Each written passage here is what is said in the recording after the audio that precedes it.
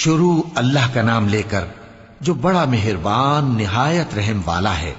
یاسین، قسم ہے قرآن کی جو حکمت سے بھرا ہوا ہے۔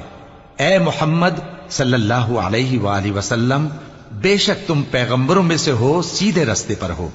یہ قرآن غالب و مہربان کا نازل کیا ہوا ہے تاکہ تم ان لوگوں کو جن کے باپ دادا کو خبردار نہیں کیا گیا تھا خبردار کر دو کہ وہ غفلت میں پڑے ہوئے ہیں۔ ان میں سے اکثر پر اللہ کی بات پوری ہو چکی ہے، سو وہ ایمان نہیں لائیں گے۔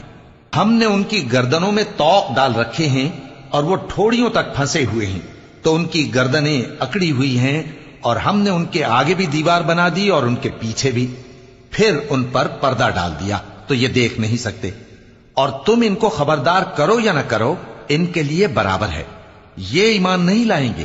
تم تو صرف اس شخص کو خبردار کر سکتے ہو جو اس نصیحت یعنی قرآن کی پیروی کرے اور رحمان سے غائبانہ ڈرے، سو اس کو مغفرت اور بڑے ثواب کی بشارت سنا دو۔